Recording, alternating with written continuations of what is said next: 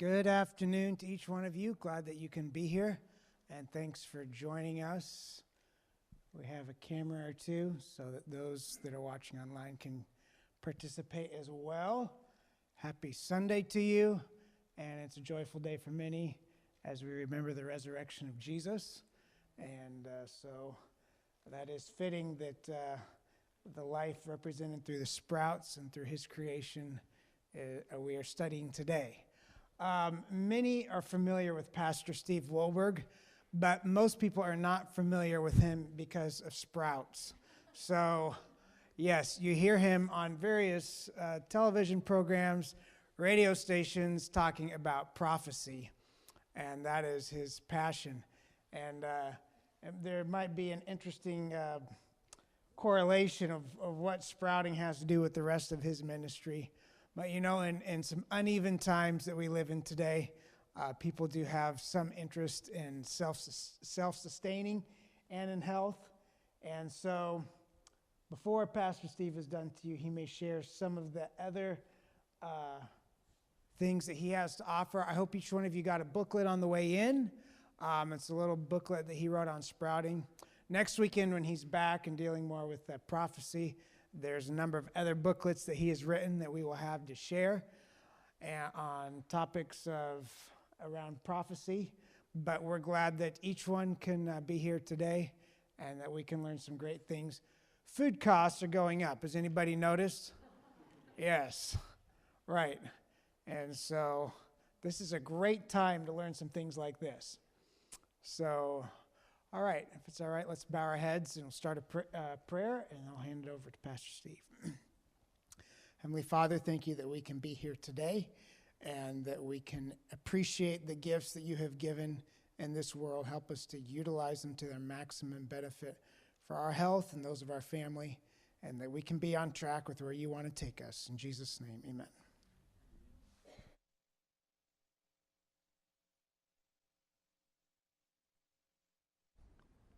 Check, 1, 2, 3. I feel it coming. Volume's coming up. Good. All right. Well, thank you, Pastor Joe. Good afternoon, everybody. Welcome here. Thank you for coming to my mini seminar on growing sprouts and microgreens. Don't those look good on the screen there? Yeah. When we're done, I've got a bag of peas I recently harvested, and I did this similar seminar like this in Hayden Lake about a month ago, and I had a big tray of peas, and all these kids just surrounded me when I was done, and they were just grabbing them and eating them, and I got pictures of them, and they really liked them. So I have a bag that you're welcome to taste test and sample those, plus some lentils. And what I'm going to do, the way we're going to put this together, format this, is the first part is going to be on the screen. I've got quite a few slides that I'm going to go over with you, and then I'm going to give you sort of an introduction like Sprouting Microgreens 101, and just tell you a little bit about what I've got growing here and how you can grow things too. And then the section will be a Q&A.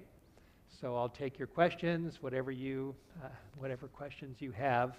And I'll just let you know, as Pastor Joe introduced me as Pastor Steve, it's correct. I am a minister.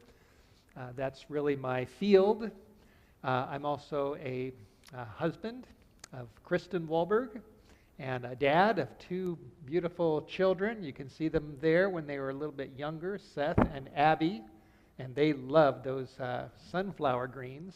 So I have a ministry hat, I have a family hat, and I also have a health hat. I want to keep up with my kids. I started late, got married when I was 41, and had Seth when I was 45. So he's almost 18 now, and I just turned 63. So I'm trying to be as healthy as I can and very interested in health. And as far as growing sprouts and microgreens, I've been doing this for over 40 years. I started when I was a teenager. I grew up in the Hollywood Hills of Southern California. I did not grow up in a religious home at all. And when I got into my teen years, I got lost in the Hollywood party 70s life. I got into drugs and alcohol and discos and just the wild life. And somewhere in the midst of all of that, I knew that I was doing a lot of bad things for my body. And I started thinking, well, what can I do for my body that's good? And so somehow I started learning how to grow sprouts and microgreens. And I did this in Studio City in my dad's apartment or his condominium. And I did this all through my teenage years. And then when I turned 20, it's a long story, I'm not going to tell you the whole story here, but I started reading the Bible, and I gave my life to God, and I gave up all my bad habits, but I kept the good habits, and I kept sprouting and growing microgreens. And I've been doing this for over 40 years. And especially when my family moved up to North Idaho about 13 years ago, as we all know, I'm curious, how many of you grow a garden up here? How many of you are into gardening? Okay, most of you are, and that's probably why you're here. You have an interest in that. And so anyway, I'm a big gardener too, but as we all know, once October, November, December hits and the snow comes down, unless you do, a lot of effort with a big greenhouse or putting up some kind of a hoop where you can actually grow things in the winter, most people do not grow things in the winter. They just, let their garden get buried in snow, and then they wait until spring. And it seems like we're still waiting. I was surprised when I woke up yesterday. My wife and I live in Priest River, Idaho, and we had quite a bit of plans today. And we woke up and looked out the window, and everything was covered in snow. So we were just pretty amazed by that, but it's melting quickly. So I'm waiting for spring to finally come. I've got my raised beds ready, but I've learned, especially in places where there's a lot of winter and snow, that you can still grow lots of things really easily throughout the whole winter. And so I'm not bothered at all when the snow comes down in November. I think, great, time to start growing microgreens. So I live on 5 acres, and my house is here, and right next to our house is a building, about a 5,500 square foot building, which is the office where I work at, White Horse Media's office. And so I go out of my house and I go into my office and I go upstairs in the second floor. We have a big kitchen up there for our staff, and we have lots of room up there. So that's where I grow my microgreens, and I do this all winter long. And so I'm going to teach you how to do this. And you don't have to do it in the winter. Of course, you can do it in the spring. You can do it in the summer. If you don't have a big garden, you can supplement your garden with sprouts and microgreens. There's all kinds of options. So let's just start out by going on the screen here, and let me walk you through, and I'll just show you what we have here. Those are peas, just like these. This crop is actually my second crop. I've learned that with peas, you can cut them right off, put them in a bag, eat what's in the bag, and keep watering your peas, and they'll grow back. So this is my second crop of these peas. So I think this is the first crop that you see here on the screen, but they're very easy to grow. These are sunflower, the king of microgreens. This is also sunflower. This is purple rambo radish. I grow a lot of that. This is wheatgrass, and this is called buckwheat, and I love buckwheat. And I'll tell you more about that as we go along. So most of us know there's a Bible verse, 3 John verse 2, where John said, I wish above all things that you may prosper and be in health, even as your soul prospers. The Bible definitely talks about health. God wants us to be healthy. We need to be healthy. There's a ton of reasons to be healthy. Here is a little collage here of what has been known and called the 8 laws of health. These are 8 world-renowned health principles, and they've been put together into one word called New Start, which is an acronym for N stands for nutrition, and then E is exercise, water, sunlight, temperance, which also means self-control, avoiding things that are bad and being moderate with things even that are good, having enough fresh air, getting enough rest, including sleep, and then the last T is having faith in God. So these are world-renowned principles. There is a program in Northern California called New Start.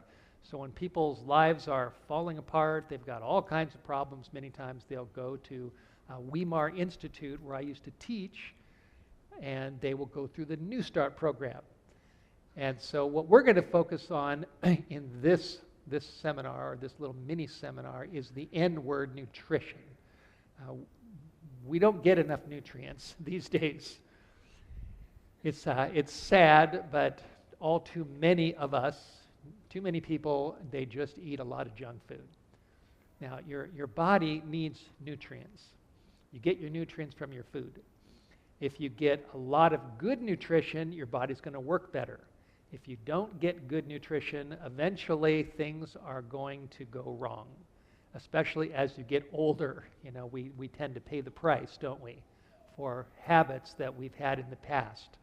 And so I want to focus on nutrition, because we all want to be healthier. If we don't eat a healthy diet, if we don't exercise and drink water and follow the laws of health, we're going to get sick. And sometimes we can get really sick with terrible diseases.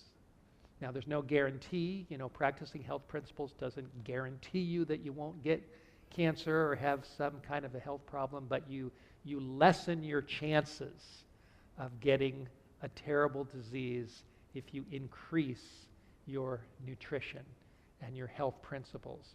Here's another verse in Genesis 1:29. God said at the very beginning of in the Garden of Eden to Adam and Eve, "Behold, I have given you every herb-bearing seed. To you it shall be for food." If you look outside and you look at all the plants, any plant anywhere in the world starts with a seed. The seed is like the basic, it's like the primal nutrient powerhouse is seeds. Everything comes from seeds. And if you do some homework on seeds, it's just amazing what you can discover. The nutrients that are inside seeds. If you take a sunflower seed, if you eat, I don't know how many of you like raw sunflower seeds, but they're very nutritious. Chia seeds are very nutritious. Flax seeds, there's a whole host of seeds that are just loaded with nutrients. Now, what many people had never thought about is that seeds are actually little tiny miracles. There's nothing more natural than a seed. And when you take a seed and when you put it in the ground, or when you put it in a jar like this is a jar of lentil sprouts, and I'll explain to you how to grow these. I started these on, what's today, Sunday. I started these Thursday afternoon, and I'll tell you how I did it. But now today's Sunday, and I've got a whole jar here full of sprouts. It takes 2 days to grow lentil sprouts, and it takes only seconds to do it. So instead of planting this in the ground, I just soaked it in water. So when you soak a seed in water, or if you plant it in the ground, what's going to happen is that little seed is going to become activated, and it's going to start growing. It's called germination, and it will start growing and getting bigger. And it is amazing that science has discovered that when a seed begins to sprout, its nutritional content just explodes. Seeds become like little factories, and they start multiplying the nutrient content that was originally in that seed. And it's a little bit like, there's parallels, not exactly, but the parallel is that when a baby is conceived in a woman's body, it starts out with one cell, which is called a zygote. The sperm meets the egg, and then you have a new cell, a fertilized cell, which is called a zygote. And that little cell is loaded with all kinds of chemicals and things that we have no idea, including the DNA, and everything's all packed in this one cell. And then what happens is that one cell divides, and it becomes 2 cells. And then the 2 cells become 4 cells, and the 4 cells become 8 cells. And then each little cell has instruction on what to do, and it's miraculous how it all comes together to eventually make you and make me, how we actually got here. But so what happens is the DNA molecule that's in one cell, when it doubles, now there's 2 of them. So the nutrient content and the chemistry that's in the cell is now doubled. and then quadrupled, etc. It's the same thing that happens with a seed. When a seed gets water and gets planted and starts germinating, its nutrients, its vitamin E content, its vitamin C content, the different chemicals and nutrients that are in that seed, they start doubling and tripling and quadrupling. So if you eat sunflower seeds that are raw, you're going to get a lot of nutrition. But if you start sprouting them, you're going to get more. You're going to get a lot more. And that's the same with any seed that you start to sprout. Here is an article in a magazine, a health magazine called Vitality, and the person who wrote this article, his name is Steve Meyerowitz. Steve Meyerowitz, he became the most famous sprouter in the world. They called him the Sprout Man. He built a whole business on sprouting and in selling seeds and teaching people how to sprout. He died, I think he was in his 60s or 70s. He died, I believe, in a car accident. But prior to his accident, he had a physical, and they looked at the condition of his veins, and he was just so healthy they couldn't believe it. And if he wouldn't have died in an accident, he still probably would be alive today. Now, what Steve Meyerowitz, what he did, and I've got one of his books up here. I think I do. I've read a number of his books. He tells the story about how he got into sprouting. He used to live in New York, in the city, in an apartment by himself. And he had all kinds of allergies. He was very sick, and he couldn't, no matter what he could do, he couldn't get rid of his allergies. And then he learned about sprouting. So he turned his kitchen into a garden because he didn't have any land. I mean, he was in an apartment in New York. And as he started learning how to sprout, he started growing all these sprouts, and he would give them to the neighbors and, his friends. And lo and behold, guess what happened to his allergies? They all went away, all of them. And the reason is because he was putting so much nutrition in his body that his body was able to handle whatever it was that was making him, giving him allergies. So this is one of the articles that he wrote called Sprouts is the Miracle Food. And he says in this article that biologists tell us that in the first 5 to 10 days, young plants achieve their maximum nutrient density. In other words, they are more nutritious than at any other point in their growth. These babies are literally overflowing with rapidly multiplying enzymes, vitamins, proteins, minerals needed for the development of the mature vegetable. B vitamins alone increase 300 to 1,500% in 3 to 6 days. How many of you take a B complex?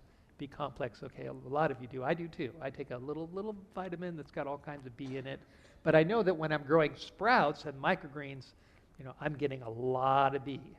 A lot of B. Can you imagine 300% to 1,500% increase as the seed begins to grow?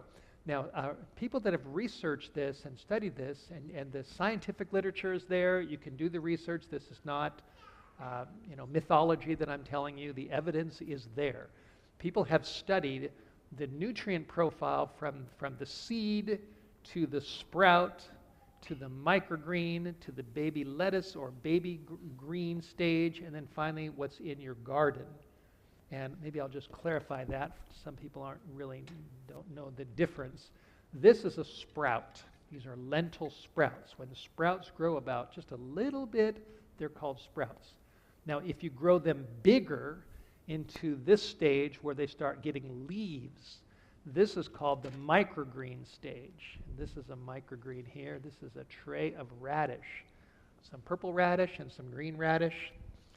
And then if I were to grow these bigger, they would get to kind of the baby plant stage. And if I were to grow this in my garden and wait until they're completely mature, like a broccoli plant or a radish plant, where you can actually pick the radishes off of your plant or a cucumber or whatever you grow, researchers have found they've looked at the nutrients in the seed, they've looked at the nutrients in the sprout, they've looked at the nutrients in the microgreens, they've looked at the nutrients in the baby plants, and they've looked at the nutrient content in the full plant that's in your garden that you harvest from, and they have found that the peak nutrient density in this whole process is, guess what stage? microgreens. That's right. There is more nutrition pound for pound. If you were to take a pound of broccoli microgreens and then compare that with a pound of a head of broccoli that you pick from your garden, there is far more nutrients in the pound of broccoli microgreens than there is in the pound of broccoli from your garden. Now, that doesn't mean you shouldn't grow broccoli in your garden. You know, I still do have my garden, but it just tells me that when my garden's done and when winter hits, I'm growing sprouts and I'm growing microgreens. So that's what the research shows. Microgreens are loaded with nutrition. Here's a little chart here on the health benefits of sprouts. Just sprouts. They aid in digestion, they boost your immune system, they aid in weight management because they don't have hardly any calories. They protect your body against cancer, especially broccoli sprouts. Broccoli sprouts have a chemical called sulforaphane, and this has been researched that sulforaphane is very strong anti-cancer nutrient.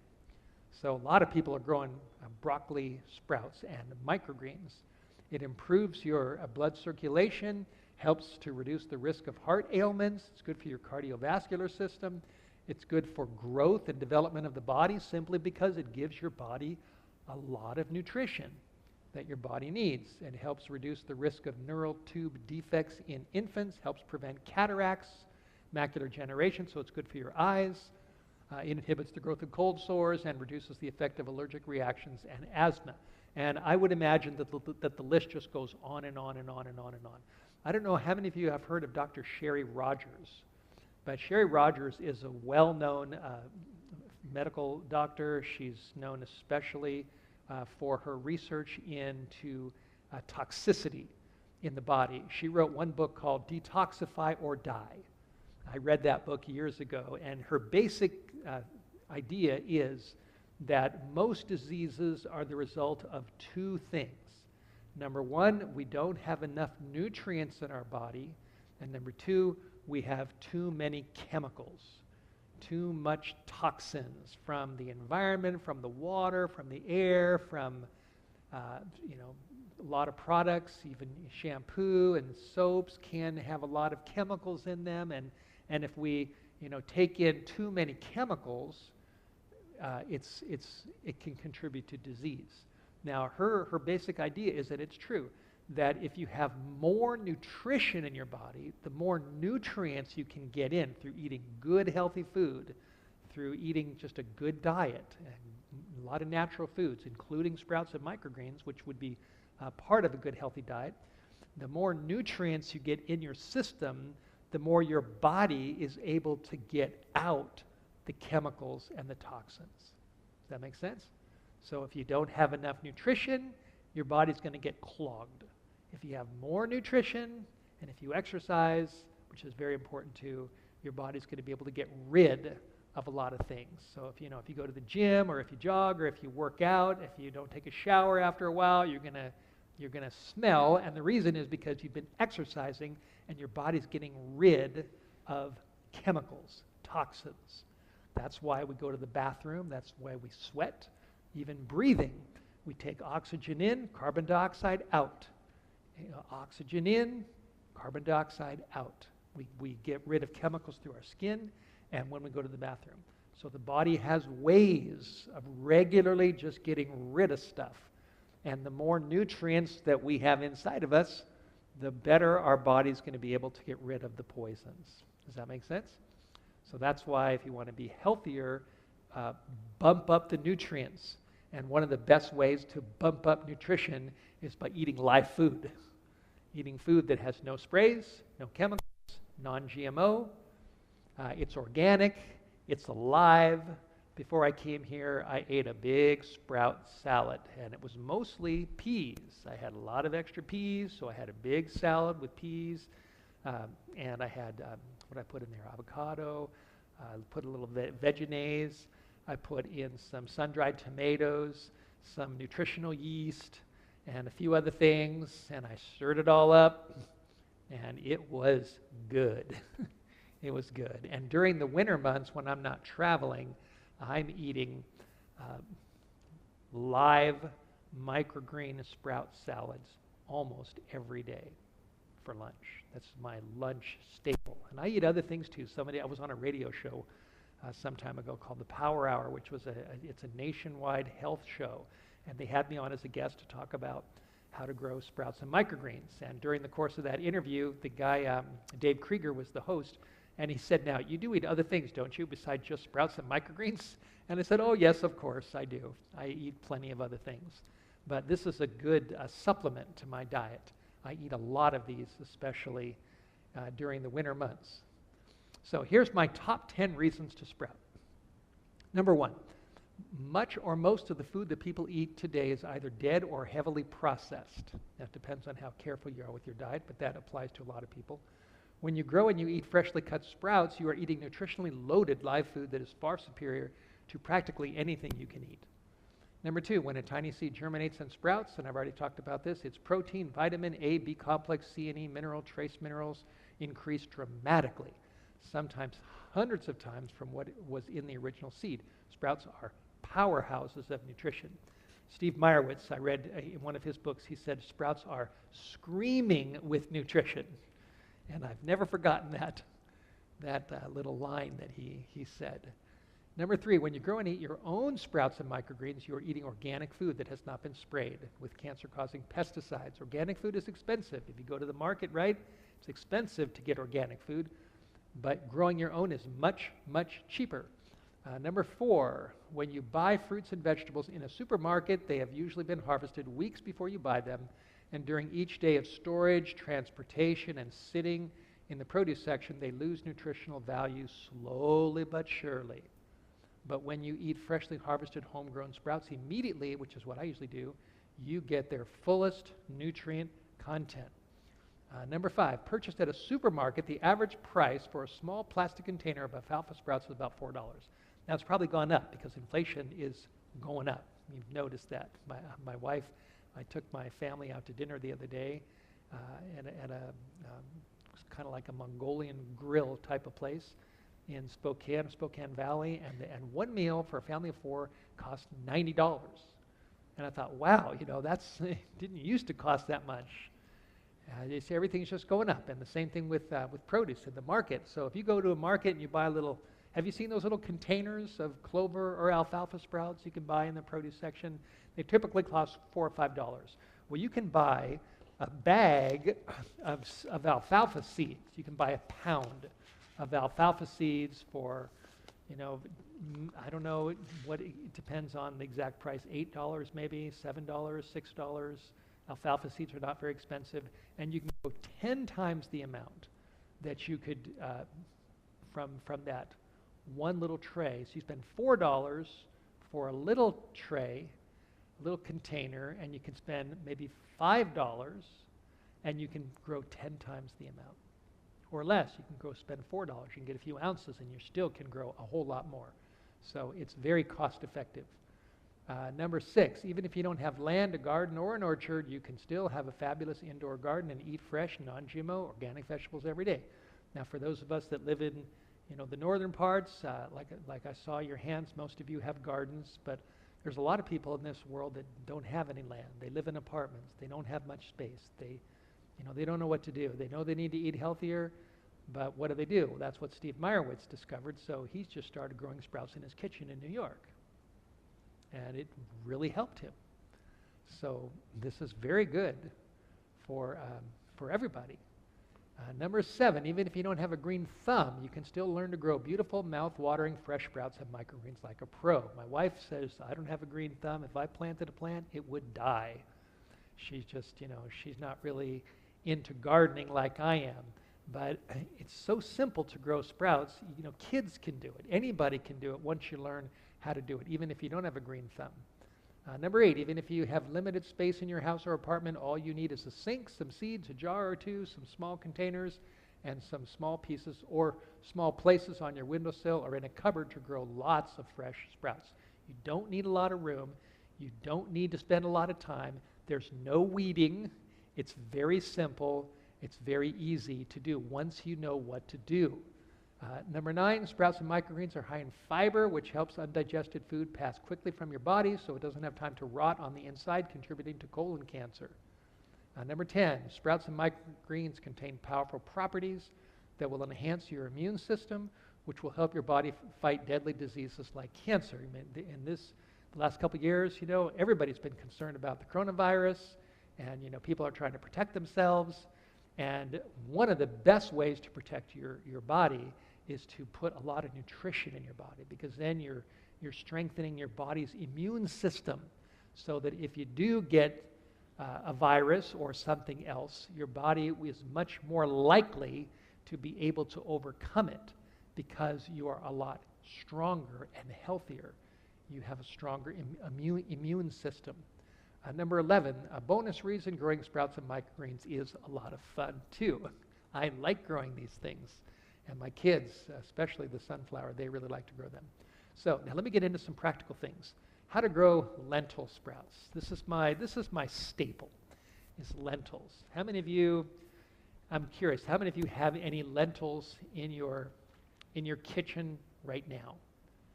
Okay, look at all that. Wow, well, I'm going to explain to you right now in a very simple way. Today is Sunday. I'm going to tell you what to do tonight. If you'll do what I'm telling you to do tonight, after you leave here, you will have a jar of lentil sprouts in 2 to 3 days. By Wednesday, you can be eating lentil sprouts. It's the easiest thing to grow. It's very difficult to go wrong with lentils. And you can, I don't, there's a lot of seeds that I get from one particular location, which I have an actual course. I don't know if I told you that, but I have this card that we passed out is an advertisement for a course that I teach, a video course called Sprouting with Steve. And so the card talks about it. If after you've heard all this, you can take this information. Hopefully it'll inspire you to grow sprouts and microgreens. If you want to learn more, I have an entire course of all these videos where I show people exactly how to grow these. And so the website is sproutingwithsteve.com, and in the course, I tell all of my students that a good place to get all your seeds and all your supplies is a place called True Leaf Market, trueleafmarket.com. They're in Utah. If you order more than $45, there's no shipping, and their seeds are very good. The people are very friendly. I worked with the CEO, or at least he was one of the founders of True Leaf Market, Parker Garlitz, and his sister. And I've interviewed both of them. And I told them that I was going to do a sprouting course, and I wanted to promote their company. So I said, would you mind, since I'm going to promote your company for free, would you mind sending me some supplies so I could use in my course? And they were happy to do it. And they sent me all kinds of trays and seeds and jars and all kinds of things for free. So I've been demonstrating for them and sending people there. And it's kind of a good, friendly, reciprocal relationship that we have.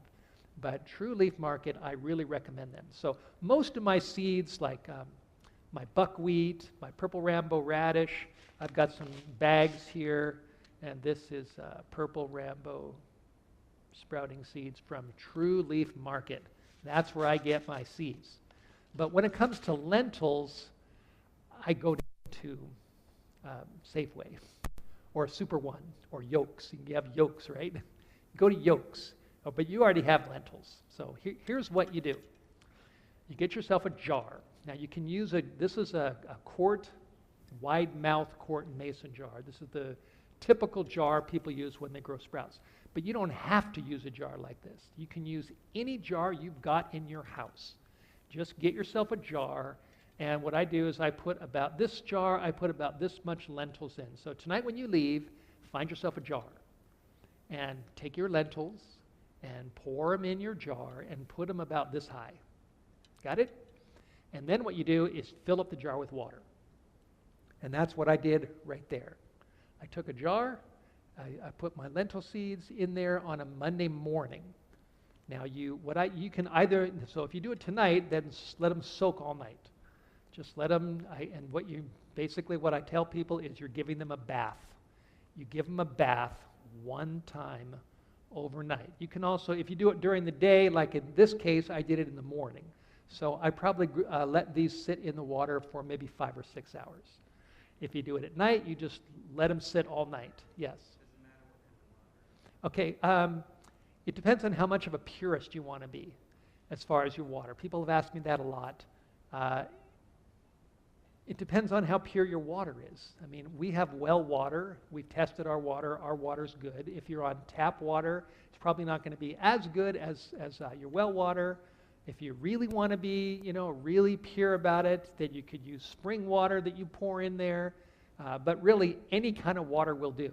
It's better to, if you live in New York and all you have is access to city water, you, by all means, use your city water, because you're going to get a lot more nutrients than if you don't do anything. So depends on how far you want to go. But anyway, so I took my seeds, and I did this on, what did I say it was? Thursday evening or Thursday afternoon. I put my seeds in, and I filled it up with water, and by the time I went to bed, the seeds had doubled.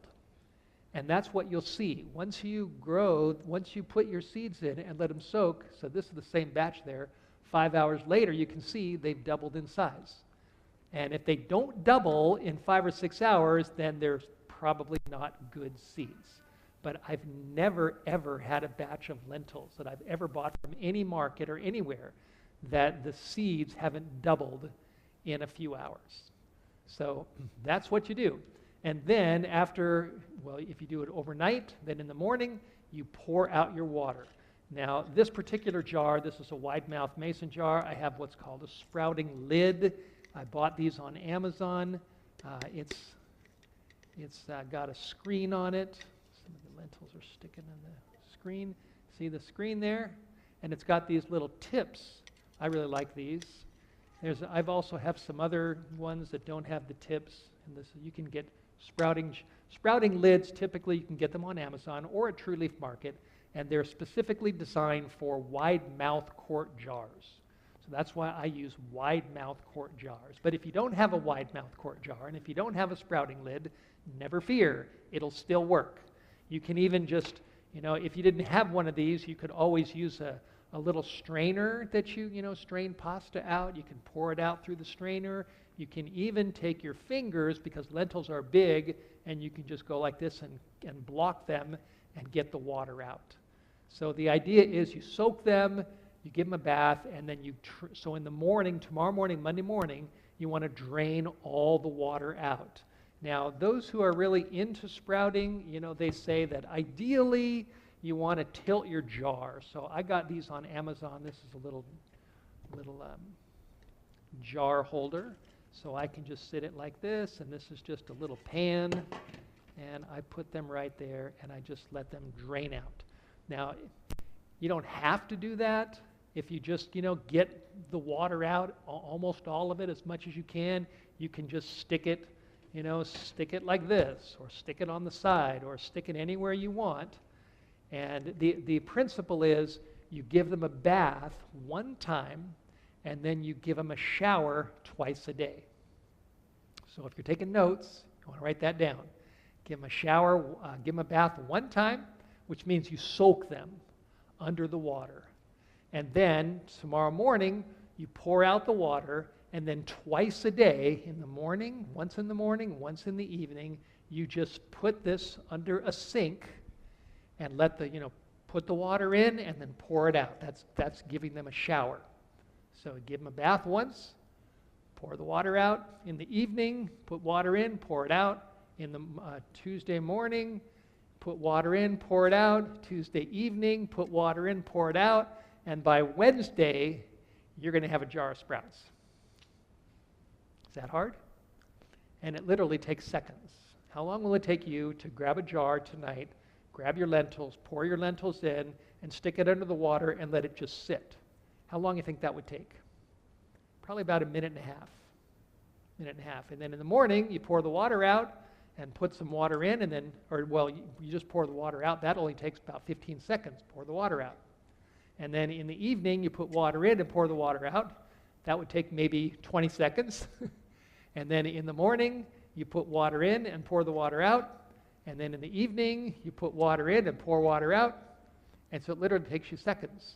And by the time Wednesday comes, you're going to have a jar of sprouts. Now here, look at these. This is the same day, Monday morning, 5 hours later. They're done with their bath, so I poured out the water. Sometimes if you have a little tray like that or a little container, you can tilt them like that. You can tilt them, there's all kinds of creative ways that you can tilt your jar. You can even stick it in the sink and angle it.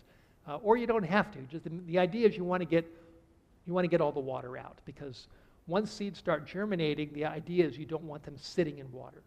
Once they're germinated and growing, you don't want them sitting in water. You want to keep them moist, but you don't want them sitting in water, because if the seed is sitting in water, it's not going to grow as well. So you pour out the water, which that's what I did Tuesday. And look at this, by Tuesday morning. Now wait a minute, we just started those on Monday morning, right? There's Monday morning. 5 hours later, there's when I poured them out, Monday evening, and then I let the jar sit, and then Tuesday morning, look, you can see they're already growing. That's only 1 day. It takes 1 day for lentils to start growing. 1 day. By Wednesday, look at that. You got a whole big jar full of sprouts. So is that pretty easy? I mean, how cool is that? What I like to do with my lentils, I like to keep my lentils in the sprout stage, so I do not grow them like this. I don't grow them into the microgreen stage. I keep them small, and then this, to me, they're ready to go. So what I would do tomorrow morning, I'm going to have a bowl of oatmeal. And if you don't, when you can sample these when I'm done. We'll just take the lid off and you can munch on them if you want. And if there's any left, they're going on my oatmeal in the morning. So in the morning, I like to take my lentils I like for my breakfast. They're very mild, they don't have a lot of flavor. It's kind of like tofu, It takes up the seasoning you put on it. Or like your salad, whatever salad dressing you use, that's what your salad tastes like. Same with lentils. So I like to put my lentils in my oatmeal and just stir it up, or on my granola, stir it up, or on my waffles. And then I put my blueberry sauce or my, what's that look over there? You don't like the idea of putting lentils on oatmeal? Well, if you put honey, it is good. If you put honey in there or maple syrup, you won't even taste the lentils. You won't. You hardly taste them at all. So you can put them on your waffles, your pancakes, your granola. There's all kinds of things you can do with them, and you really hardly will even taste them, but you're going to get a lot of nutrients. There we go. Thumbs up back there. Okay. So now I've got a little bag here, and there's not much left. I got this at Bushels. You know where Bushels is? Right in Diamond Lake. It's right on the right side, heading on Highway 2, going toward Newport. Right past Diamond Lake on the right side is Bushels, and they might have it over at Yolks. I'm not sure, but this is a bag of organic rye, and rye is really easy to grow, just like lentils. Same method exactly, but they grow even faster. So after a day and a half or 2 days, you'll have a jar full of rye sprouts, and you can do the same thing. Yes.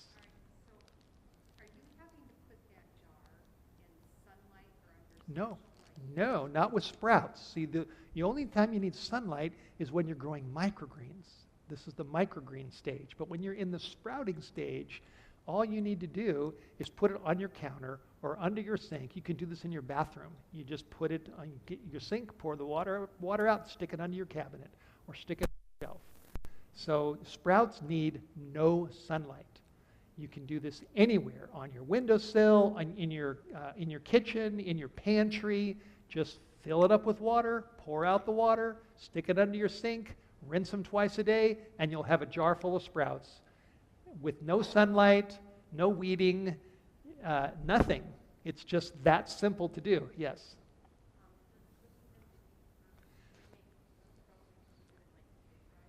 Yes, they do. They're great in stir-fried. You can do that. I personally don't do that because when you cook them, you're going to lose some nutrition. But it's still going to be good for you. I mean, a lot of people have lentil soup. right? You heat your lentils, you boil your lentils, and you have lentil soup, and it's delicious, and you're getting a lot of nutrition. But you're going to get more with a sprout, and you're going to get more if you don't cook it. So, yeah, so anyway, so the method that I just showed you, you give them a bath one time, and you rinse them twice a day. That same method will work with rye, with barley, with peas, with mung, and there's other seeds that you can do as well. But those are the ones that I grow a lot of just in jars. Broccoli sprouts are good too. With broccoli, I wouldn't soak them overnight. Broccoli are little seeds, and I normally soak them 3 hours, 3 or 4 hours. And then you pour out the water, and you rinse them twice a day, and the broccoli sprouts will go right up in the jar. And if you do that, I wouldn't grow them into the microgreen stage like this. I would just grow them in the jar. And after 5 days, you'll have a jar of broccoli sprouts. And you just take the lid off, put them on your salad, and you can put your lentils on your salad. It's great. And there's all kinds of ways to eat them. So if you don't like the idea of putting lentils on your oatmeal, I like the pastor's wife. It's not crazy about that idea. There's many other ways, as they say. There's lots of ways to skin a cat. So, sorry for the cat lovers. What was that? How fast are you doing that? This will last about 2 weeks. But they won't last because they're going to be in my stomach. But they will last in your refrigerator for about 2 days. Now, if you grow your jar, you can just put them right on your salad. If you have more than you can eat, then you can put a different lid on the jar, and put them in the refrigerator. Or you can pour them. I normally pour them into a bag. Pour them into a baggie like this. Pour them into a baggie and put them in my fridge. Now, here's an important tip. You don't want to rinse them and then put them into a baggie. If you're going to put them into a baggie, wait until they're drier. With seeds, you don't want to drown them, and you don't want them to dry out. But once you're ready to put them in the refrigerator, you don't want them wet. You don't want to put a bag of wet sprouts in your refrigerator because they won't last as long. Does that make sense? A couple weeks. Yeah, this will last a couple weeks. This is a very hardy seed. The peas, same thing. Peas will last a couple weeks in your refrigerator, but they don't typically last that long in my refrigerator because I'm eating them in big salads during the winter months. I mean, I have big salads, I tell you. People put a little bit of sprouts, they're kind of a little delicate, and they think, oh, I got my sprouts. With me, I'll have a bowl this big, and I could put this whole thing in my salad bowl and cut it up with scissors, and I could add other things. And I'd like to have a nice big, I want lots of nutrition in my salads. So that's what I do. Yes. So when you're trying to watch carbohydrates you're consuming, can you explain the value or the quantity of carbohydrates compared to a full-grown vegetable? Yes, I don't think you need to worry. Now, if you're worried about carbs, you should be worried more about pasta, potatoes, those kind of high-carb foods. But with sprouts and microgreens, vegetables are very low. They're high in fiber. You do get carbohydrates, but they're not a high-carb food that you need to worry about, like if you're a diabetic. If you're worried about, if diabetics more should be concerned about too much potato, too much bread, too much pasta, because when that breaks down, it becomes sugar. But with vegetables, it's really not anything I think that anybody should be concerned about. It's very, it's easy to digest, especially when you grow, when a seed starts sprouting, it becomes even easier for the body to digest. That's like with lentils, you want to cook the lentils because you can't eat raw lentil seeds. But when you grow lentil microgreens, or lentil sprouts, you don't need to cook them. You can just eat them, and they're very easy to digest. And they come. Well, why don't we just hold our questions for just a little bit more? Hold that thought, and I'll come back to you. So that's how you grow those. Now, just a little quick way as far as microgreens. As I mentioned, I can only do so much in an hour or however long we're going to be here, however long your questions go. Consider this to kind of be Sprouting and Microgreens 101. So you're getting an introduction. And hopefully when you leave here, you're going to be inspired that you want to do this too. Whether it's just lentils or if you want to put a little more time into it, and if you want to grow microgreens, it does take a little more time to grow microgreens. But anyway, I'm going to show you how I grow my microgreens here. And like I said, this is just kind of a crash course. And if you want to get even more information, then on the card that I passed out, our website, sproutingwithsteve.com, you can go there and watch a video. And if you want to join the course, we used to charge $97. Now it's half price, $49.95. So it's only one-time cost for the rest of your life. We feel that it's very fair, very reasonable, and it's valuable. And then you'll actually watch me in the course doing this, and you'll see these things grow by watching the videos. So I use a lot of trays like this. These are 10 by 10 trays that you can get I got these from True Leaf Market. They sent me a batch of them. You can get these at probably Walmart, Home Depot, Lowe's, any nursery. They've got little trays like this that you grow things, you grow plants in. And I use these for sprouts. So in my course, there's 3 parts to the course. Well, there's a startup. When you go on the website, if you're inside the member area, you'll see a whole startup tab that has videos kind of orienting you, plus an interview with Parker Garlitz, who's the main man at True Leaf Market. And then the second section, there's a whole column called Simple Sprouting, where you have all these videos that you can watch where I grow alfalfa, broccoli, clover, mung, lentil, peas, all these different sprouts. And then the next section is growing microgreens in soil, which is what these are. These are microgreens in soil, and I'll explain that. And then I teach you how to grow sunflower, buckwheat, wheatgrass in soil. And then the last section is how to grow microgreens without soil. No soil, where we use these little mats. These are grow mats that you can put inside your trays. And this is a tray that I just started a couple days ago, so it's not done yet. It's going to get about this high. But this is arugula. Arugula is a very kind of a spicy microgreen. It's great in a salad to add some.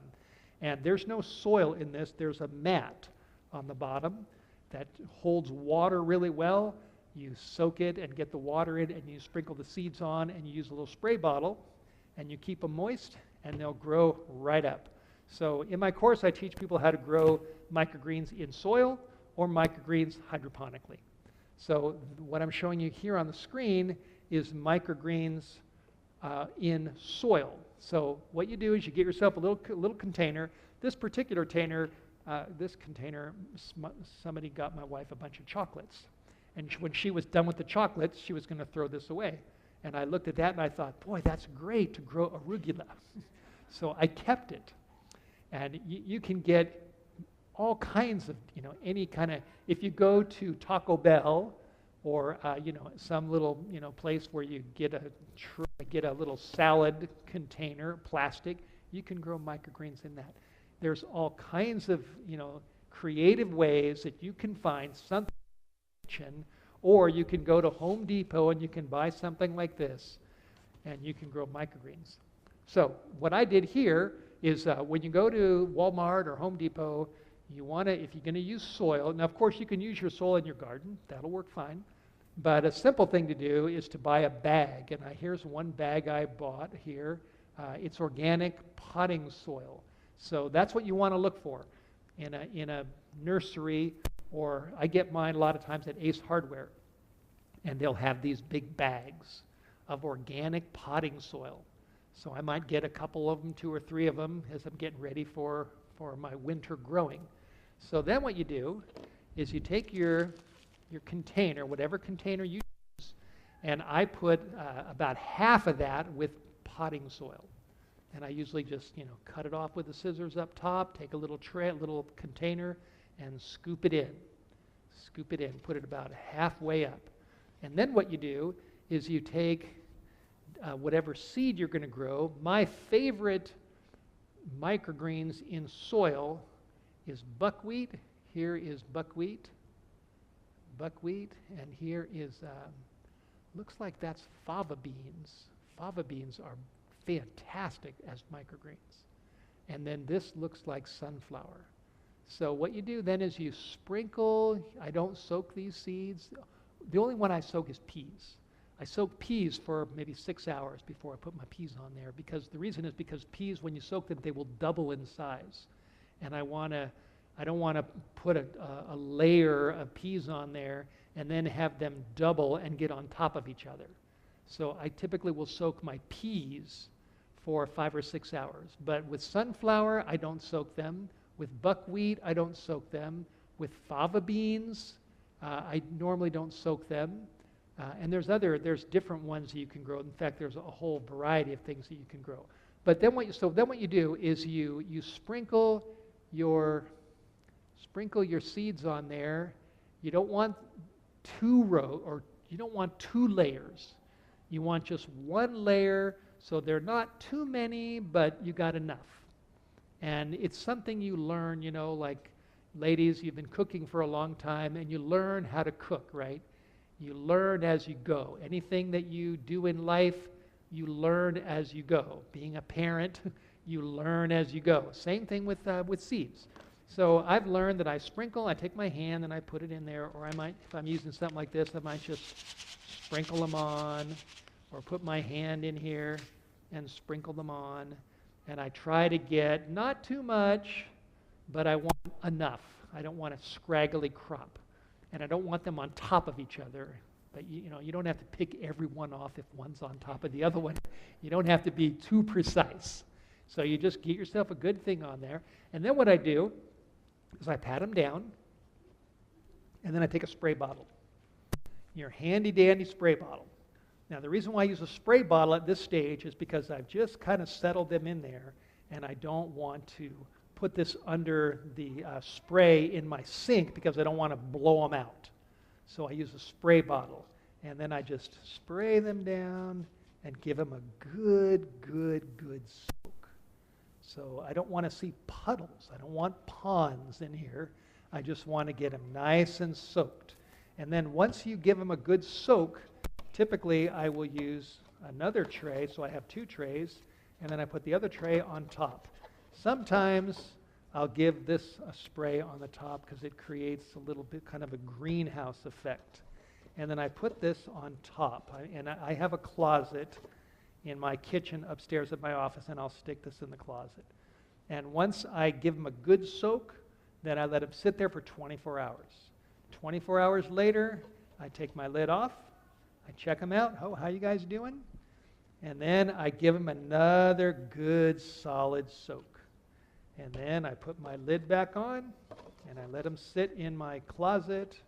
And there's, you can put them under your bed. You can do wherever you want to put them. Just, get them there.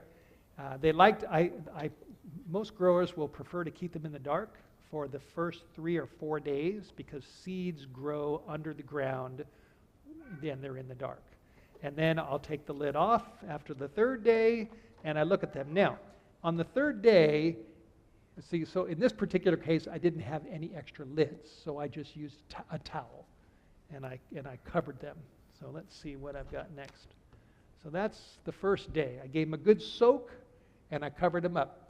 Now, these are the sunflower seeds, and this is probably after the 3rd day, I would say. This is what you're going to see. So they're starting to grow. Now, you might, at this stage, and I don't see any, this batch looks really good, but you might see some little what's called root hairs where the little roots are starting to branch out, little hairs, or you might see a small amount of what looks like mold.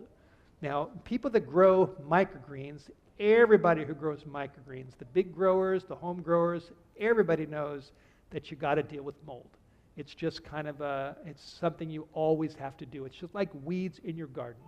Having a little bit of mold in your microgreens is not a deal killer. It's just something everybody does. So this is what I do.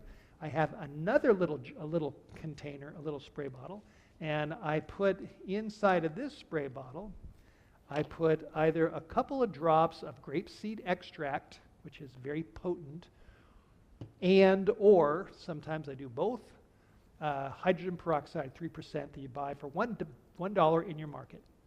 And you pour about for a size like this, I would use a half a cap.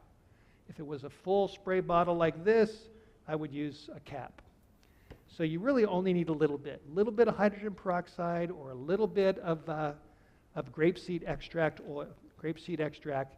You put these in this, and so if you see a little tiny bit of mold growing, then you zap it with your mold getter, your mold killer.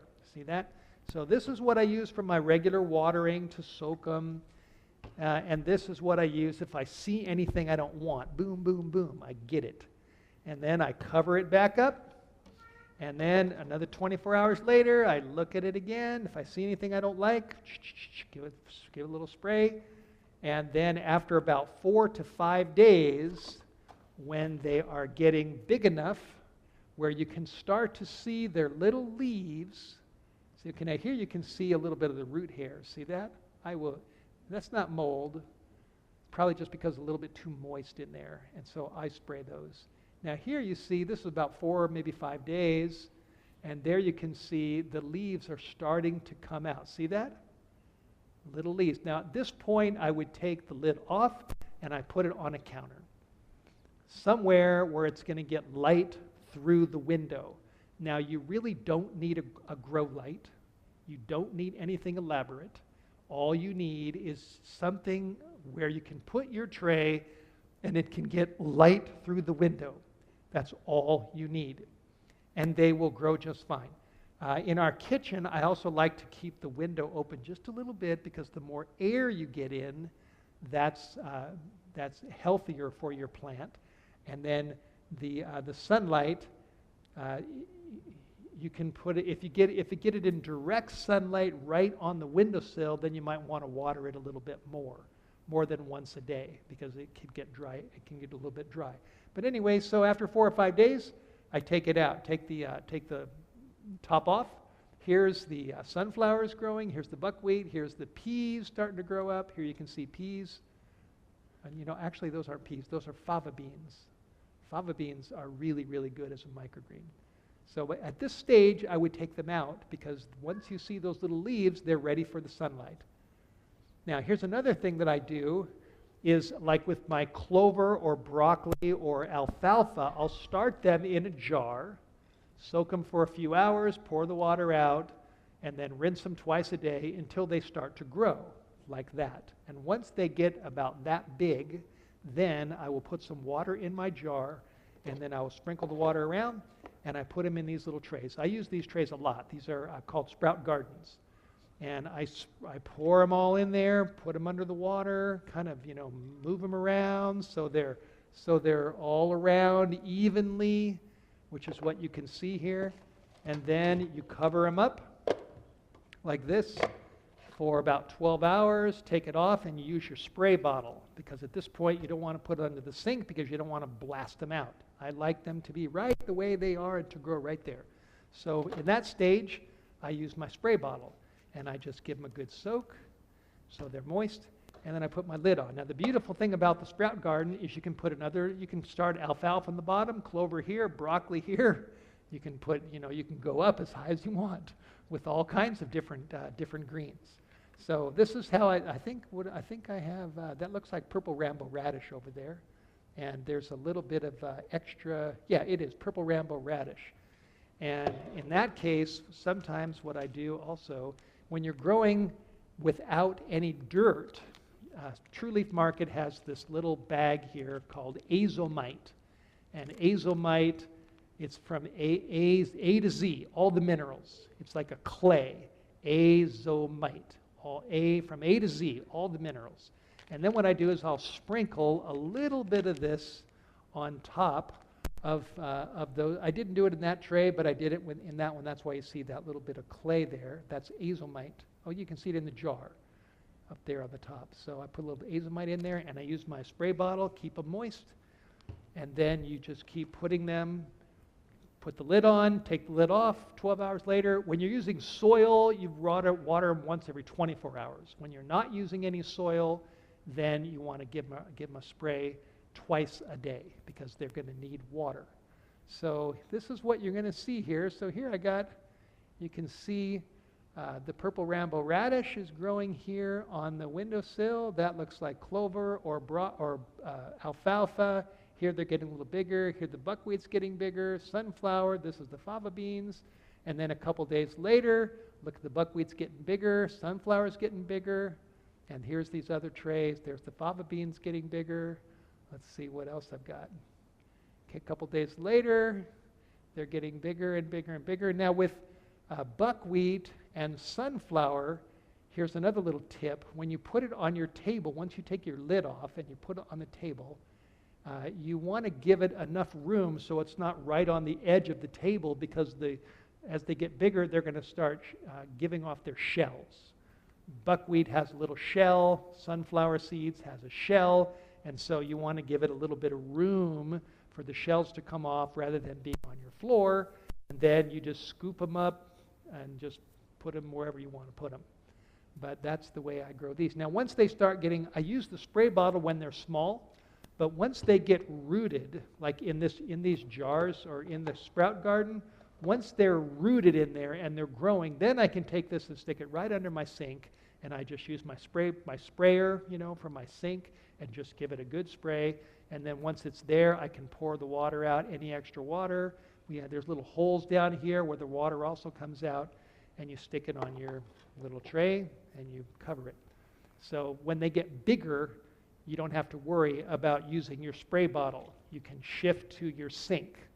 And so that's what I do with these. Now as these get bigger and bigger, like the way I would water this, I watered this today, and I'll go like this. I'll open this up and I'll feel the side on the bottom. It feels kind of dry, it needs to be watered. Or it feels really moist, doesn't need to be watered. And then what I'll do is I'll stick it right under my sink, and I'll take the water straight down and let it go for a little bit, and then when I can see the water on the side, I turn off the water, I move it around, make sure I get everything watered, and then I pour the water out from the corner if there's too much. I want to look and see if I've got too much in there, pour it out. So you just you have to, you learn as you go. You want to keep your seeds moist, but you don't want them to drown. So it's the same thing from the jar to the micromat to the soil. You want to keep them moist, but you don't want them to drown.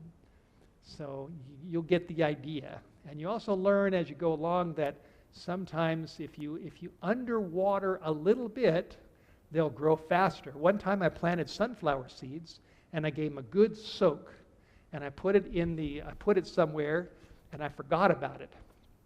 And then 3 days later I realized, I forgot my sunflowers. And I took the lid off, and boom, they were growing. I tell you, they were growing. Because when they're getting low on water, then they're growing faster because they're looking for water. And that batch survived. I went 3 days. Normally I go 24 hours, but that time I went 3 days. And they still survived, and I had a great batch of sunflower. So these are great, and here's buckwheat. Look at that, beautiful. Buckwheat is delicious. I buy a can of buckwheat, about 5 pounds or 4.5 pounds from True Leaf Market. I think it's about $20. You get a big can of buckwheat seeds, and this is the way I grow them. I put my dirt in there, I sprinkle the seeds on, I give them a good soak with my spray bottle, I cover them, put them in the closet, water them every once a day, and after 4 or 5 days, take the lid out, take the lid off, put them in the sunlight somewhere inside the house, and that's what you'll get. And buckwheat is a very mild tasting, it's called buckwheat lettuce, and it is good. I mean, I could eat that whole tray in one salad. I mean, I tell you, it is fantastic. Now, here's an example of one of my salads. Here you've got peas, you've got purple Rambo radish, I think this is sunflower, probably got some buckwheat in there, and I don't know what else I put in there. But I just put it all in there. Now imagine mixing avocado and lemon and your favorite seasoning in there and some sun-dried tomatoes and mix it all up. I tell you, I mean, you can't go to a restaurant and buy a salad like that. I mean, if you went to a really great restaurant, they might charge you, $20 to have a full live salad like that. And this is what inspires me. I mean, what inspires me most is God. God has been so good to me. He's changed my life. He brought me out of the wild days of California. I'm married. I have a wonderful wife, 2 beautiful children. I'm happy. I'm 63. I'm pretty healthy. I still run. I swim. And I grow a lot of these things. And so most important thing to me is my relationship with my Maker. My second most important thing is my relationship with my family, my wife and my kids. And then high on my list is being healthy. And I do a lot of this. And I eat these big salads because I know this is really good for me. And I feel the benefits. And so my goal is to inspire other people to get excited about growing sprouts and microgreens, because if you've never had a salad like this, you don't know what you're missing. I tell you. And once you start doing this, you'll get hooked and you'll get excited that this is just great, and you feel good too. There's one person that joined Sprouting with Steve, and this lady, and her testimony is on our website. And her husband had all kinds of neurological issues, serious neurological issues. And he bumped up the growing of the microgreens and felt a significant difference in his whatever he was dealing with. It really made a difference to him. So she knew that the microgreens was very, very positive. So here's my last slide. SproutingWithSteve.com is our website. Our motto in the course is "You can do it." Like I said, if you join the course, we feel the price is very reasonable, under $50, one time for the rest of your life. And you go on to the member website, and then you have access to all the videos. And over again, sometimes you'll see Abby in the videos, taste testing. You'll see my son. You'll see me. Sometimes I'm in a suit. Sometimes I'm in my pajamas, because I'm doing this morning and evening, and showing you exactly what to do. And over again, when I show you what to do and then I grow something, my motto is, you can do this too.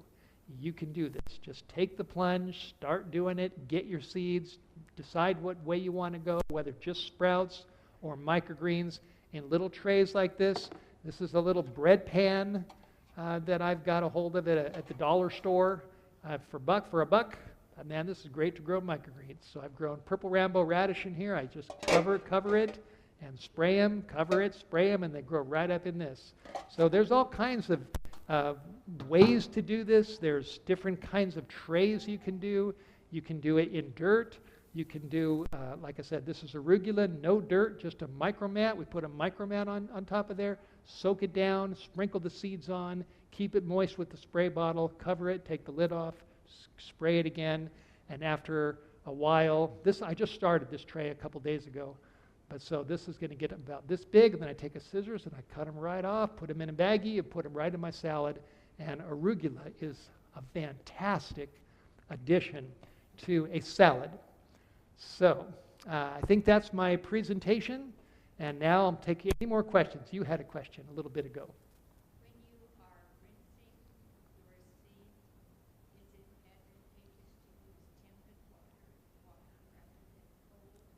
I don't really think it makes much difference. I mean, if you water plants in your garden, I wouldn't use hot water, obviously, but if you water your garden and if it's lukewarm or if it's on the cold side, I think your plants are going to grow just fine.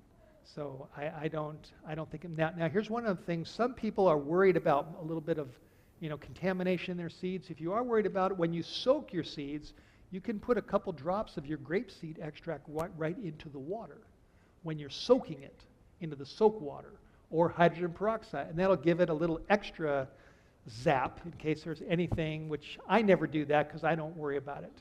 I feel like if I get enough nutrition, any self-respecting contamination happens to be there is going to get zapped or it's going to get booted out of my body because I've got enough nutrition in there. That's the way I feel. I've never used that. You can get very sophisticated. I mean, they have sprouting centers you can buy for $200, $300, $400, and it'll self-water. It'll just do everything for you. You just get the seeds in there, put the water in there, and 5 days later, you'll have a whole thing, and you have to do nothing. But of course, you have to spend $200 or $300 to do that. But you can do that if you want. But I don't know. Now, another thing is that another reason why I like to grow my microgreens in the winter is because the temperature in your room can make a difference. If you grow them in the middle of summer, you want to make sure your air conditioning is on and your room is not too hot. The ideal is 68 degrees, in your room. You want to keep it a little bit on the cool side because especially with wheatgrass is more susceptible to mold. And so if you want to keep the temperature cool, and then you want to keep airflow, and then you want to get the sunlight on it as soon as you can. So, yeah, but I've never used a grow mat. It probably works, but I've never done it. I like to keep things real simple and make it as easily accessible for other people. Yes? Yeah, all day.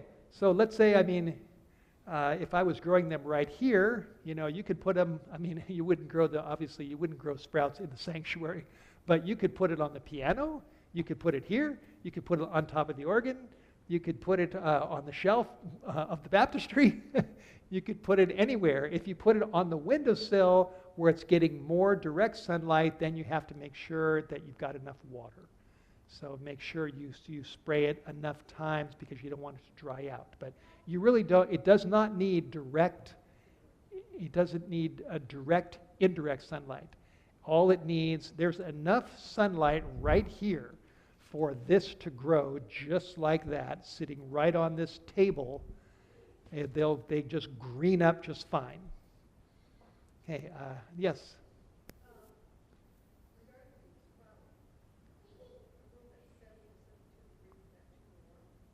Probably not, because you're not growing the sprouts very long. You're only growing them for a couple of days. Now, I could grow these lentils for 5 or 6 or 7 days, and they're going to get bigger and bigger and bigger. But I prefer sprouts on the small side for my tastes. Now, there's, like I said, a lot of variety. Some men like blondes, some like brunettes. Some people like bigger sprouts. So it's just really up to you. Yes. Okay, good question. With wheatgrass, I always grow that there's certain seeds. If you go on a True Leaf Market's website, you can research all these different seeds. You can see their most popular seeds and look at their microgreens and their sprouting seeds. And right underneath each seed, it'll have a description of that seed and tips on growing, and whether you can grow it in soil or hydroponically or both. Now with wheatgrass, that's a seed where you can grow either way. You can grow it hydroponically or with soil. I prefer soil because you're going to get a little more robust crop. Although if you add enough azomite to your micromat when you're growing wheatgrass without soil, you're giving it a lot of nutrition and it'll grow good. What you do is when you grow your wheatgrass, let's say you've got a crop here of wheatgrass, you want to grow your wheatgrass until the grass starts to divide. And when it starts to divide, it's ready for harvest, peak nutrition. And then I just take a scissors and I whack it right off. And I have a juicer. I have a particular wheatgrass juicer called a Hurricane that I crank it. I connect it to my counter, I put in my grass, and I get a workout cranking it down, and the juice comes out of there and the pulp goes out. Now, if you go on Amazon, you can find a whole variety of different wheatgrass juicers. If you don't want to buy a wheatgrass juicer, you can buy one for $50. It's called Healthy Juicer. You can buy a Hurricane for a couple $100. You can buy more expensive wheatgrass juicers for $400. The poor man's way to do it is just to cut it off and put it in a blender. And then put enough water in there, blend it up, until it's the water's nice and green, and then you strain out the grass in a strainer into your cup, and then down you go. Wheatgrass is very strong, so I like to add grape juice or apple juice to my wheatgrass, and it's a lot more palatable. Wheatgrass is, you get all the nutrients that the body needs in wheatgrass. There's a lady named Ann Wigmore. I think I might have one of her books here. Ann Wigmore pioneered wheatgrass, and she developed a whole institutes around the world where people that were dying would come to one of her institutes, and they get them on a lot of wheatgrass, and many times they got well. And she was in her 80s traveling around the world with indomitable energy, and she died in a fire. Or she would still be going today. But the wheatgrass, she was powered by wheatgrass. So wheatgrass is very potent. If you do grow wheatgrass, the seed of choice is hard red winter wheat. Hard red winter wheat, which you can get from True Leaf Market, and you grow it the same way. You put your inch of soil, you sprinkle on your seeds, you spray them down, give them a good soak, cover them, check them every 24 hours, keep them going. And then once they start getting about this big, you expose them to the sun, and they'll grow right up about this high, about 11 days. Cut them off, put them in your juicer, or put them in your blender. And then get used to drinking wheatgrass, and whoo-wee, I tell you, you're getting a boost of nutrition if you do that on a regular basis. Okay, so a couple hands, yes.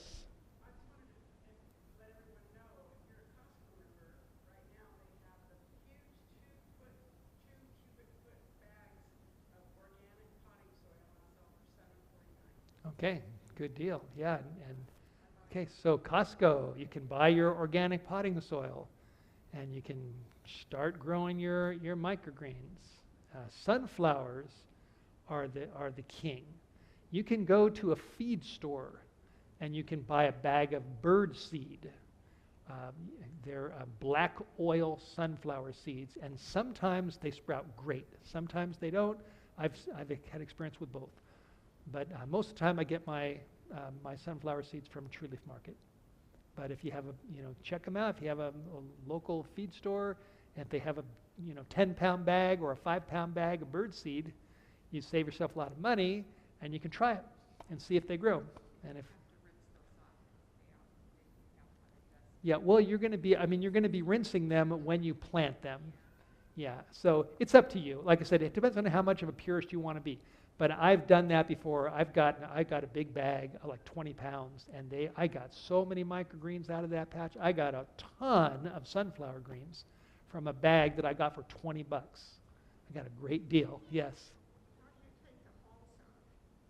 You don't. If you're growing sunflower sprouts in a jar, you need to get the raw hulled sunflower sprouts, just raw seeds, which you can get from you can get those from Bushels. Bushels has little bags of them.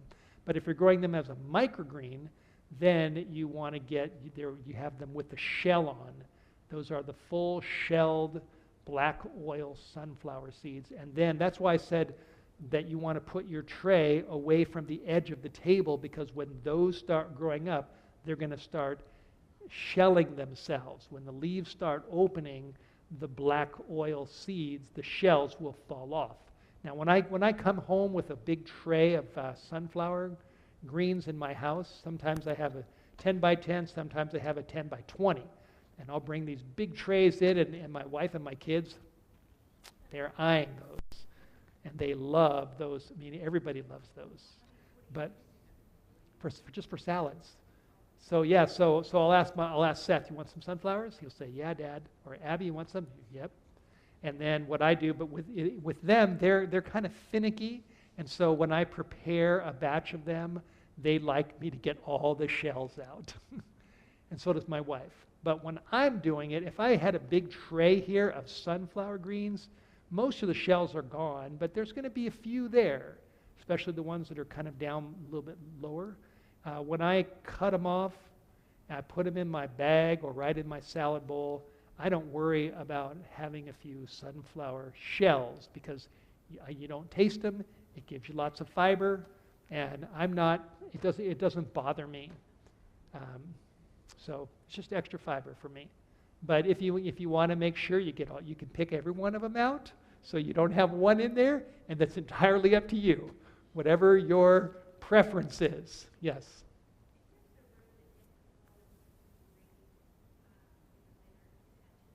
50 degrees? Try it. You'd have to try it. Growing sprouts and microgreens, there's a learning curve. And a lot of it is experimentation.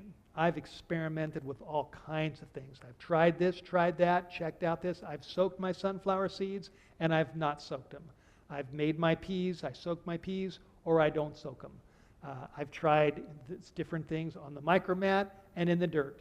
And I just thought, well, I'm going to try this. I'm going to try that. I'm going to try this. And so you just try things and see how it goes. And the more you get familiar with it, the more you learn about how much water you need. You don't want to put too much, but you don't want it. You want enough. And you learn this grows better in dirt. This grows better on a micromat. I prefer to grow my arugula because this is a small microgreen. I prefer to grow this on a micromat, not in dirt. I prefer to grow my sunflowers and my peas and my wheatgrass in dirt. Radish, I can go either way.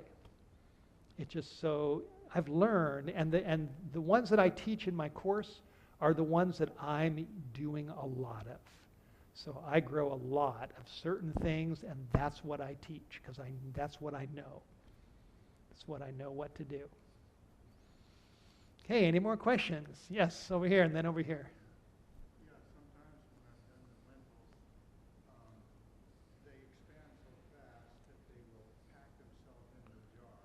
Yeah. Yeah, you have to bang that jar and get them going, get them out of there. Yeah, loosen them up. Yep, because when the seeds expand in the jar, and when you first give them the bath, then they'll push against the sides. So when you pour the water out, then you have to kind of tap that jar and get them all moving around. Okay, yes. Yes. Okay, so you said you cut like the peas right here, that you cut down one crop already. Yes. A second growing crop. Correct. What's the average amount of times of a crop that you'll get from each tray? Yeah. Vary per vegetable? Well, yes, it does. And I've learned that with wheatgrass, you can cut them off and you can grow them again a second time, but they don't look as good. So I've given that up. I only grow wheatgrass once. Sunflower, you can cut them off; they're not going to grow back. Now, I've learned with radish, the only crop that I actually will grow twice is the peas. This is batch number 2, and I learned this by just experimenting. I thought, well, I wonder if my peas are going to grow twice. So I cut them off and I put them in my salad, and I thought, I'm just going to let them grow again, and give them a little more water and see if they keep growing. And lo and behold, they grew very nice. And then I tried a third time, and they looked too scraggly. So I thought, twice is good. So with peas, you can get a second crop that, to me, is worth growing. So I would do that with the peas, definitely. Okay, any more questions? Well, Okay. if that's the case, when you want to grow another batch of the pea microgreens, what are you doing with the soil? Yes, good question. I have, in the winter, I have it's kind of like it's a trash can. And it's outside of our door, just right down the way where I have my wood pile under a covering. So when I'm in my kitchen upstairs, and when I'm done with whatever, whether it's the radish or the peas or the sunflower, and then I'm done, then I take what's left and I just dump it in my trash can. So it's kind of like my compost pile.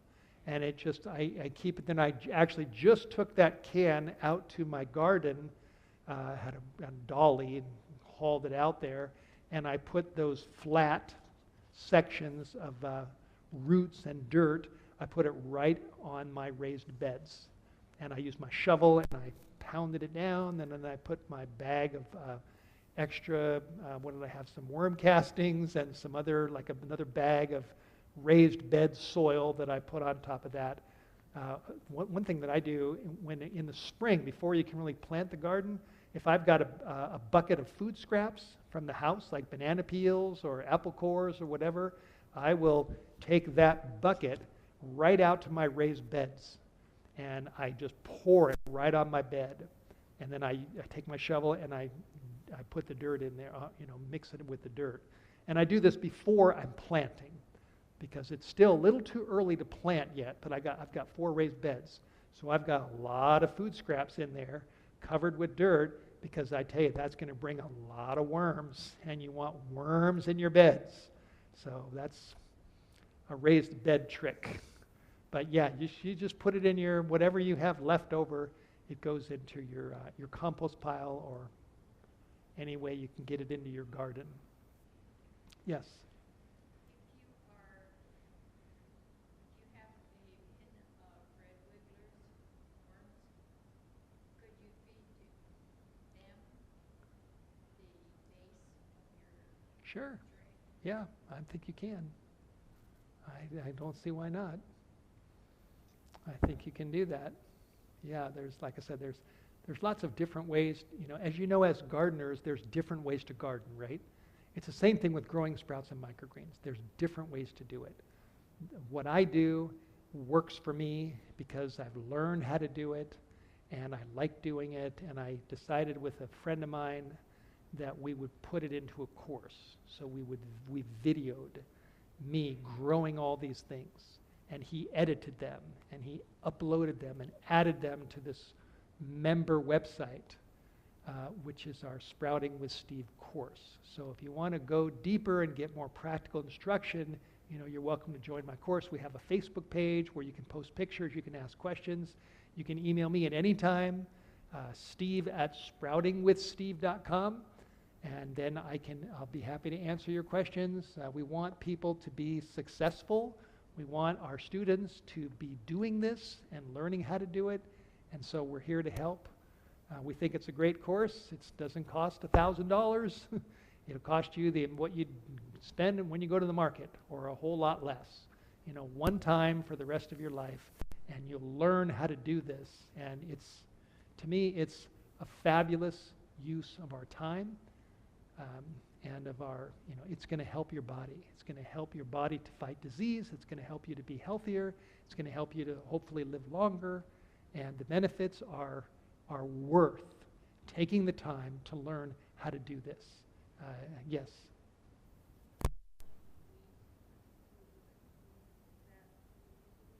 Yeah, I think so. I think that when you sprout wheat, you're not going to have the gluten or the allergic issue.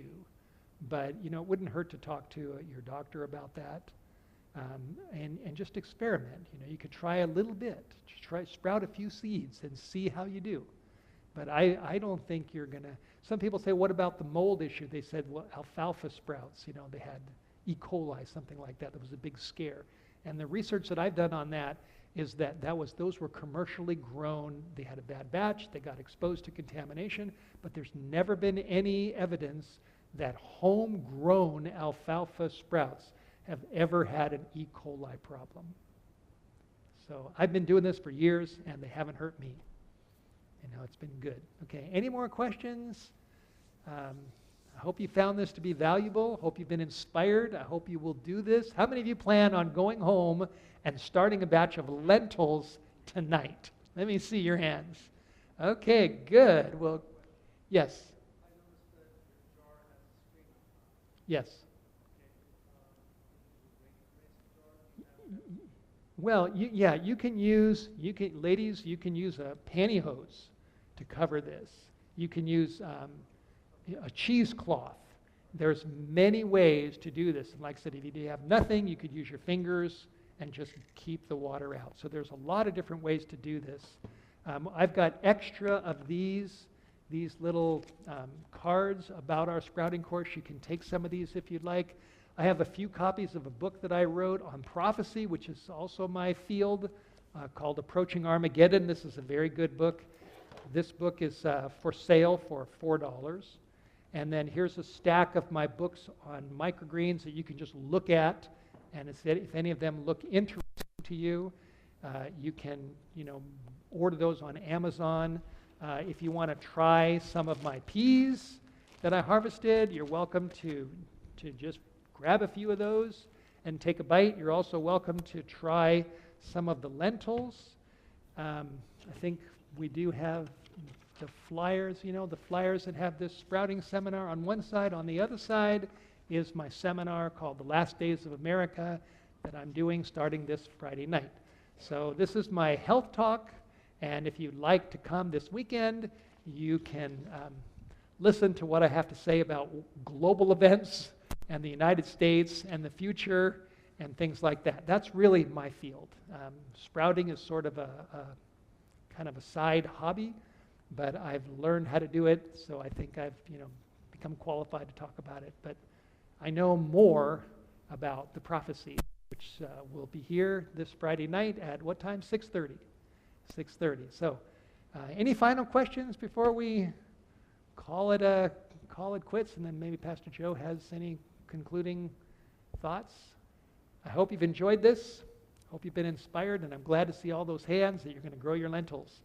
And you feel free to email me if you can remember, steve@sproutingwithsteve.com, and take a picture of your lentils and email it to me and say, hey, look, I got my lentils growing. I'd love to see your success. So, and you can come up and check all this out when we're done.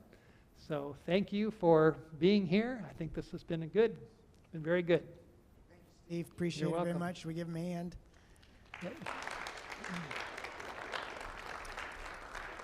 And a quick announcement. I'll invite Rosie up here real quick. Our church, one thing we're doing, if you live nearby, may be of interest to you. If you're interested in gardening, several of you were at a recent gardening event that we had here. And we are putting in a community garden that won't be fully functional this year, but putting it in this year, maybe a little bit available this year and more next year. And so she can say something, and if you have any interest in participating, you can speak with her and get your name on the list if you like. Yeah, I'm just really excited about it. This is our first rough draft of the possibilities for the land, and of course, it's going to go before the board meeting, and Pastor's going to put on his computer and everything, but that's what we're giving him today to go over. And I just feel like it's just really an opportunity for a healthier life and fellowship, and just a way to reach out and connect with people, and I think it's going to be a really great blessing. So I'm excited about it, and I'm working hard on it. So Excellent. We have a lot of sun here, so I'm on a lot with a lot of trees and a lot of shade, and so I may need to grow some things here on my in a little box in the church garden. So that's Rosie. If you have any questions about that, see her. Otherwise, thanks for coming out today. Feel free to come up to the table and look around. And